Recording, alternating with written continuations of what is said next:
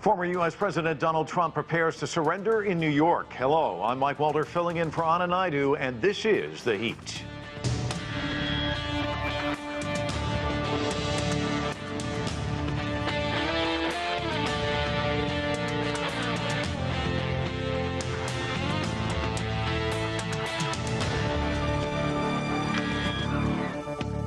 A historic day is about to play out in New York on Tuesday when former U.S. President Donald Trump is expected to turn himself into authorities.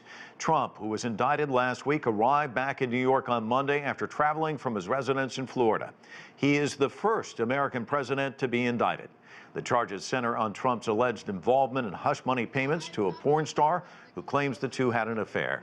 We begin with CGTN's White House correspondent Nathan King, who is covering the story in New York. Nathan, this is historic, unprecedented in the United States. Tell us what's expected to happen on Tuesday when Trump turns himself in. Yeah, good to see you, Mike. Yeah, I'm outside Trump Tower, which, remember, was the White House in waiting when he shocked the nation and became president. Well, he's shocking the nation again. The only president to be, well, former president to be charged with a crime. So essentially what will happen, we understand, is around about lunchtime, he's going to emerge from Trump Tower here behind me and head downtown to the Manhattan court, right at the tip of Manhattan, where he will be arraigned. Essentially, that's when you, me, and Donald Trump will know exactly what he's charged with. Now, we don't know exactly, but we understand it's to do with hush money payments, as you said, to Stormy Daniels, an adult film star, on the eve of that 2016 election. And essentially, Michael Cohen, his big-time advisor, went to jail for it because he basically said Donald Trump directed me to do it. Now, hushing people up with money is not a crime, but it could be election crime because he's used it to cover up bad news on the eve of a vote. And also, he could be falsifying business records. Now, this doesn't sound a lot, but we understand there's more. We just don't know what it is. On the current thinking, he could face charges that could lead to about 4 years in jail. Now, felonies, if you've not been violent and if you haven't done it before, and, you know, Trump's been in court a lot over his decades, long before being president. Remember, he's a big real estate mogul here in New York. There's been never any charges, and he's never committed a violent act, so it's unlikely he would serve prison time. So what we're going to see is him in the court, although we don't know whether there'll be TV cameras, and then he will be probably released under his own recognizance. That essentially means he can go away and come back whenever there is a trial. And that's a big question. When's the trial going to be? He's running for president, so it's definitely probably going to be while he's running for the White House. Very interesting indeed. How is Donald Trump and his legal team pushing back on all of this? And when are we likely to hear from him again after he makes this appearance in court on Tuesday? Well, I think we hear two words in court: not guilty. That's all we know, essentially, because he's been very quiet, and I think he's been quiet for a reason. It's because when this enters into an indictment phase, you've been charged, you can't really say much about the case. Otherwise, you could actually have charges for obstructing justice. He may face that in other court cases when it relates to his documents that he took from the White House to Mar-a-Lago. Remember, also, he's facing charges potentially over the January 6th insurrection, attempted coup, election manipulation in Georgia. So this is actually the easiest case. So he's going to be probably very quiet. Now, as a New Yorker, you'd expect him to give a big speech here at Trump Tower. No, he is going back to Mar-a-Lago. Sorry. He's going back to Mar-a-Lago, we understand, his Palm Beach residence, where he's essentially moved to, and then give a live speech from there. It'll be very interesting to see if there's a change in tone from complete defiance and everyone's out to get me and I am standing with you to let the legal process go through. We'll wait and see, but all depends on those few minutes in court from about 2:15 local time here, where essentially he'll be read the charges, we'll know the charges, and we'll just know how serious it is for this first president, former president, to be charged in American history. Remember, he was twice impeached too while in office. Nathan, thanks so much for the live update. I know you're going to be busy over the next couple of days. Thanks again. Really appreciate it. Oh, yeah. Time now to hear from our panel. Joining us here in Washington, D.C. is Adolfo Franco. He's an attorney and Republican strategist. From California, we're joined by Spencer Critchley. He was a two-time campaign advisor to former President Barack Obama. Also with us from Wilmington, Delaware is Brandon Bryce. He's a columnist and host of the conservative radio talk show, The Bryce is Right. And joining the discussion, too, is Douglas Sloan. He is a principal and senior political analyst at National Capital Strategy Group. I want to thank all of you for joining us. Adolfo, why don't I start with you? Undoubtedly unprecedented, historic day, but we saw a lot of what we see with Donald Trump. This almost seemed like a reality TV show. I think CNN broke away from a commercial to show his plane taking off. We saw the motorcade, a lot of fanfare, pageantry. What did you make of today, the spectacle, and of course, the historic aspect of it as well? Well, I don't think it's a lot of expected from Donald Trump. It's a lot of expected from the Democrats that have been out to destroy Donald Trump from before he took office. You have to remember that Mr. Raskin, one of the impeachment managers, before he was inaugurated as president, said impeachment needed to begin on day one. Now, if that doesn't tell you the weaponization by the Democrats, every one of these charges that are going to be brought and the jurisdictions mentioned in the report by Nathan are all done by Democrat prosecutors. And to be clear with the viewers, in the case of New York, which I know you're mostly focused on, Alvin Bragg is a politician. He ran to get Donald Trump on a platform before he even saw any evidence or anything of a crime or any investigation had been launched. So what I see, this is not Donald Trump. This is just the Democratic Party. It's a tragic day for the country. A Rubicon has been crossed in the political persecution of political opponents. You have to remember, Mike, Bill Clinton committed perjury, and he was impeached. He committed perjury. He lied under oath, and nobody pursued that. He gave $850,000 in hush money to Paula Jones. I never saw an investigation of that. Mr. Comey, the FBI director in 2016, said with respect to Hillary Clinton's violations of federal law, no prosecutor in his or her right mind would bring charges against a presidential candidate or a public figure of this kind. And again, as Nathan's reported, did you hear that? Bookkeeping, this supposedly hush money payments and so forth. We've gone over this with Mr. Edwards. Federal prosecutors looked at the exact same matters 7 years ago. This Stormy Daniels matter is not new to the American people or to the prosecutors, including Mr. Bragg. So this is pure political persecution. So, Spencer, persecution, weaponization, a couple of the words we heard just moments ago, not evidence and testimony, which I guess you'd have to have that in order to indict someone. What's your take on things? Well, if the charge is that Democrats are against Donald Trump, I agree. If we spell Democrats with a small d, meaning people who believe in democracy. And unfortunately, this is the usual bad faith smokescreen that gets churned up by Trump supporters. And engaging with any of the points Adolfo just made is a waste of time and would be a deliberately intended trip into the weeds. The situation here is not Democrats versus Republicans, at least in any way that those parties have been defined previously. That's why so many Republicans of good faith are such strong opponents of Donald Trump. It's not because for some reason people dislike him personally. Again, the other side would like us to believe that this is all personal, it's all political. There's no such thing as the rule of law. And there's no such thing as a legitimate democracy if they have their way. That's the key issue here. This is not left versus right within the traditional American democratic system. Somebody who is a far-right libertarian conservative who believes in democracy and someone who's at the far left, say a Bernie Sanders-style social democrat who still believes in democracy, those two people have far more in common than either does with a Trumpist, because a Trumpist is somebody who supports authoritarianism based on ethnic nationalism. This is just a direct attack on democracy that Donald Trump has been leading. And that's why I say small d Democrats do oppose Donald Trump, meaning people who still believe in democracy. Brandon, let me ask you about Trump, because we know one thing about him, that he does love the camera. He's loved him for decades. He's been in front of him for decades, courted coverage throughout his career to his advantage. I mean, it propelled him all the way to the presidency. But now his attorneys are opposing cameras in the courtrooms. Are you surprised at that? You know, it's interesting with this president because he's very different than any kind of president I think this country has ever seen. It's a sad day in America when we're talking about a president possibly going to jail or going to prison. But let's look at the facts here. Number one, since day one, Manhattan DA Alvin Bragg was against the president.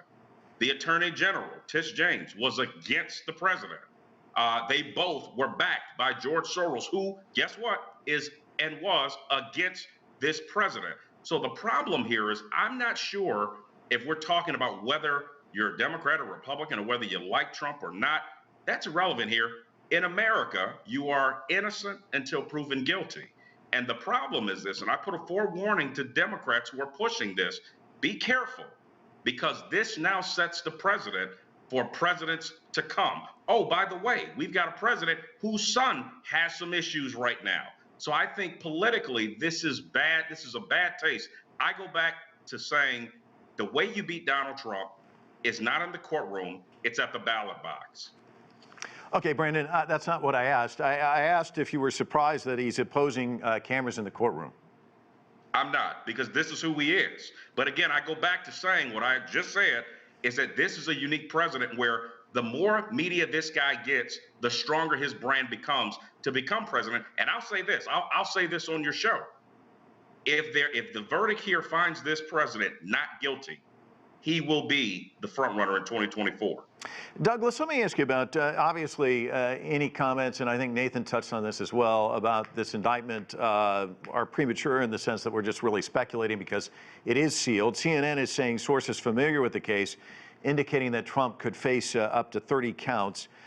He's been able to manage the court of public opinion throughout his career, but this will be a court of law. And it seems like judges have a tendency to kind of sit on people who want to do shenanigans on social media or whatever. And he does know how to use the bully pulpit. But here's a man who was once commander-in-chief, but he won't have that role in the courtroom.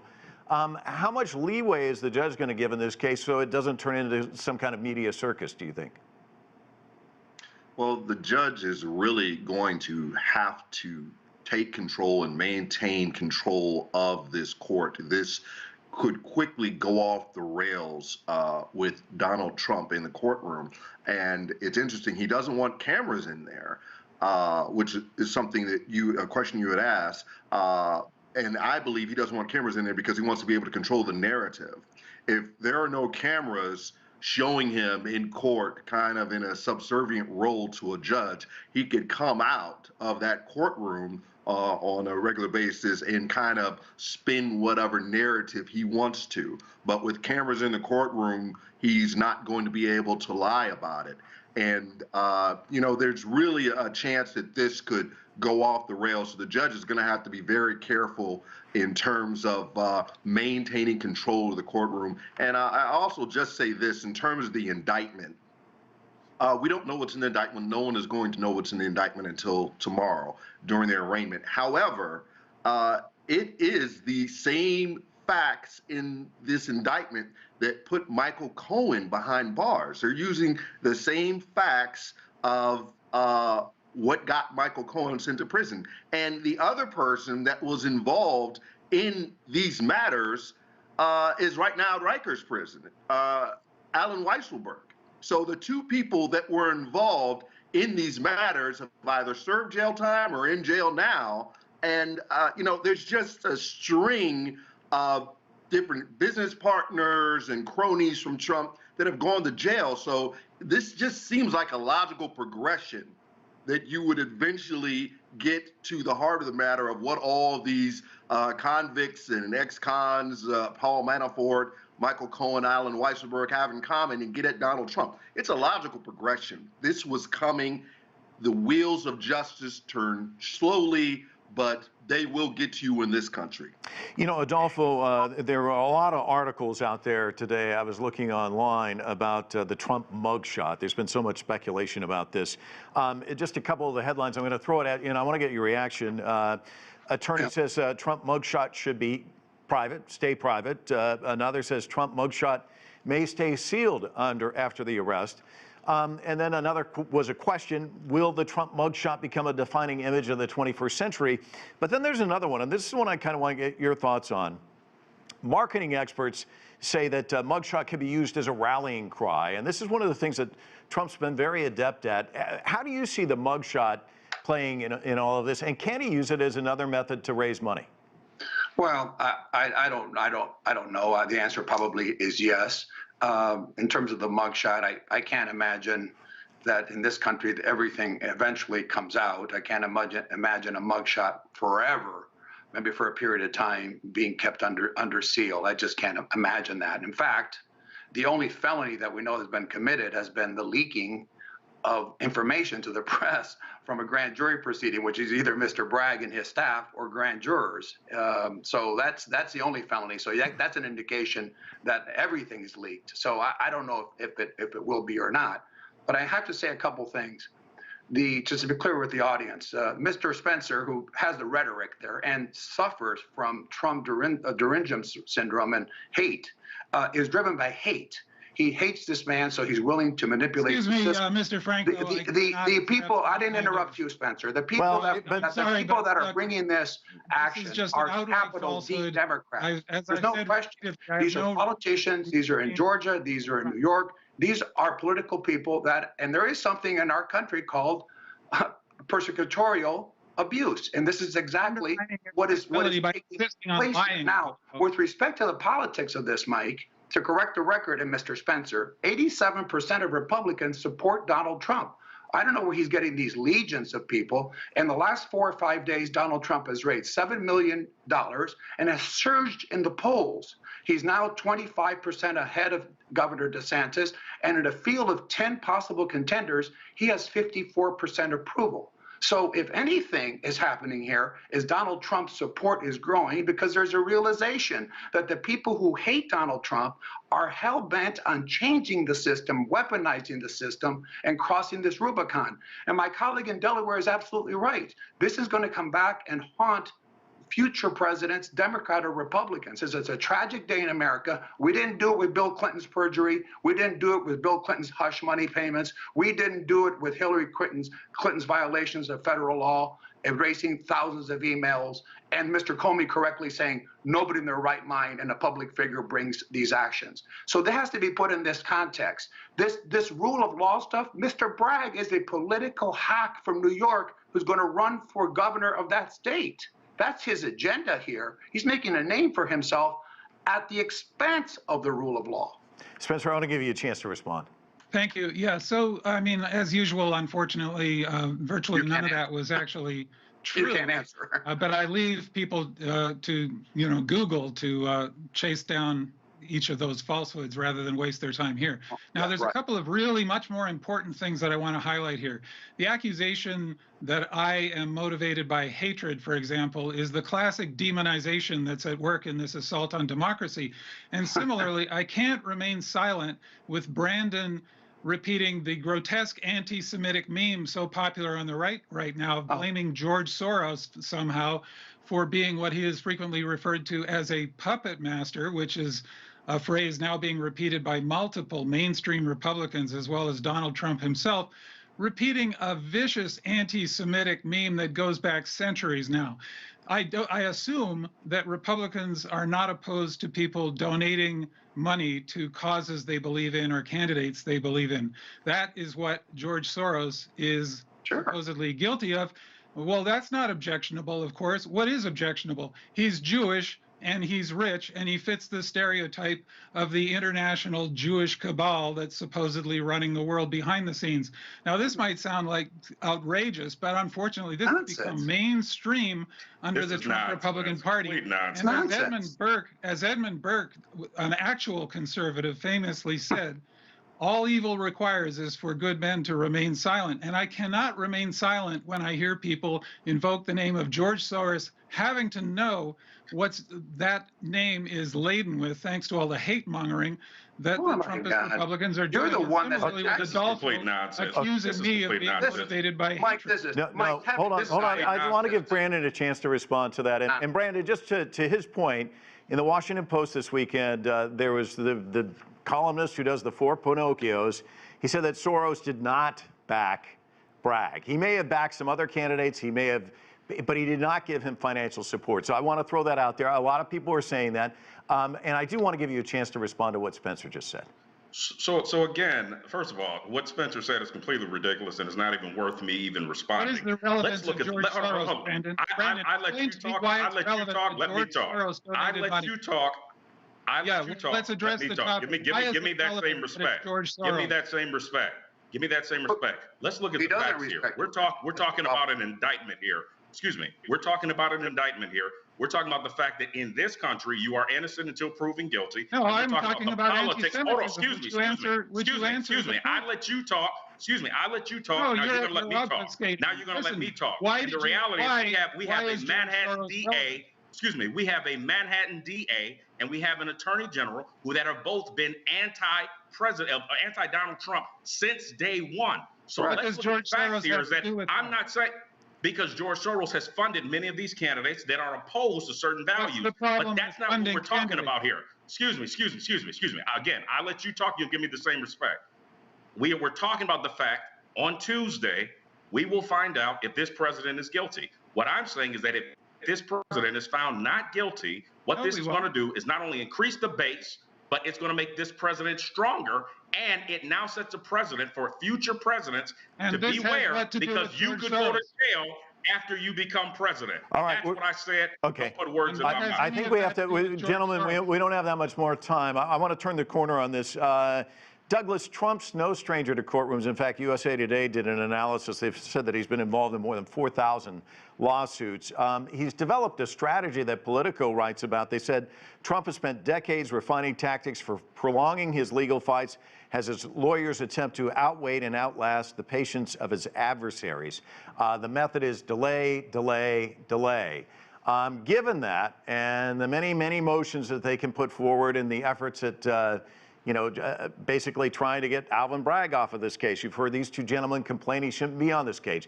The judge as well. How long is this proceeding going to last, do you think? Well, I can't really speak to that because we haven't even, we don't even know what's in the indictment yet. So once the indictment has been unsealed and we get an idea of what the charges are, then we'll get an idea of the motions to dismiss that will be filed by Trump's legal team and where they stand legally. But you're right, this is not Trump's first time in court. He's been in court many times. Jean Carroll's defamation rape case is coming up in 2 weeks, I know, and that's a civil case, but he will have to take the stand. And then you have what's going on in Fulton County in Georgia regarding him interference with the free and fair election. Fani Willis is likely going to have an indictment before the end of April because there's a deadline on how long they can have the grand jury sequestered. So, and then of course you have seditious conspiracy with Department of Justice with January 6th, and you have the taking classified documents to Mar-a-Lago, and some new evidence just got released on that, saying that they have evidence that Trump actually was looking through those boxes of documents after the FBI requested him to try to sort them out. So he really has his hands full legally, and I will take issue with my two Republican counterparts here saying that that's going to strengthen him. There's no way that independent voters and moderate Democrats are going to go over to Trump's side after this. Yes, it will strengthen them in the Republican primaries. Yes, it will strengthen the Republican base. But I think we've seen that Trump cannot win with the Republican base alone. So all of these indictments and legal actions are really hurting. Yeah, Adolfo, let me ask you this question. Bill Barr was on the Sunday shows, and he said, I'm not a lawyer. Generally, I think it's a bad idea to take the stand. And then he talked about Trump. He said, I think it's particularly bad idea for Trump because he lacks all self-control. Given the fact that Trump does like to speak and speak in volumes, how difficult is it going to be for his attorneys to try and maintain that and not have him go on the stand? Well, a couple of things here. First of all, with respect to, I have a lot of respect for Attorney General Barr, but it's funny how the left and programs like these that lean to the left cherry pick Mr. Barr's comments. Mr. Barr is also one that said the Trump campaign was spied on, and it's very clear. So it's clear when it's convenient. But the answer to the question, is the fact there's a different Donald Trump. There's the Donald Trump I know in private, and there's a Donald Trump that is in public. And in a courtroom setting, and he's a sophisticated individual, is a very different than the public persona that you see. So I think it will be a very serious and a very deliberate Donald Trump, and he understands he has a very good counsel, and he is not going to conduct himself the way he does in public. That is a different forum and a different venues to answer that question. I have a lot of respect for my friend Douglas Sloan. He's very right on many, many things, but I have to remind him you have to win the nomination of the Republican Party before you can be the nominee of the party, obviously. And Donald Trump's these persecutions, I would say the more the merrier. The more these things are being brought by Democrat prosecutors with a capital D, Spencer. The more this goes on, the more he is strengthened by these. As it's the same stage with these bogus impeachments, of which, of course, he was acquitted. And he will be found, I believe, not guilty in all of this. That, I think, will help him with independent voters and others. This will stretch, by the way, well into next year, this trial. I think he will be perceived as a political prisoner of sorts, and that will help him. Lastly, Mr. Soros, when the Koch brothers gave money to Republicans, all the time you were saying the Koch brothers, money from the Koch brothers from Republicans. You're the one, Spencer, that's attaching anti-Semitism. That means you can't criticize someone who's Jewish or who's black. No one said Jewish or black. Mr. Soros is a political activist. It's his right to do that, but he's a left-wing advocate, zealot, and people need to know that these All right. these left-wing got the point on Soros. We've spent a lot of time on George Soros. Spencer, let me ask you about this. The mayor of New York was out warning protesters to be on their best behavior. What do you expect to see outside the courtroom tomorrow? Well, hopefully a continuation of today when there was almost nobody showing up, which must have been terribly disappointing for Mr. Trump. But more importantly, nobody All right, I believe we lost the signal. That's the benefit of technology, which is can be troubling at times. And I believe that's probably all the time we have left in the discussion. I want to thank our participants. It's been a lively debate, and that's going to do it for us. Thanks again for joining us.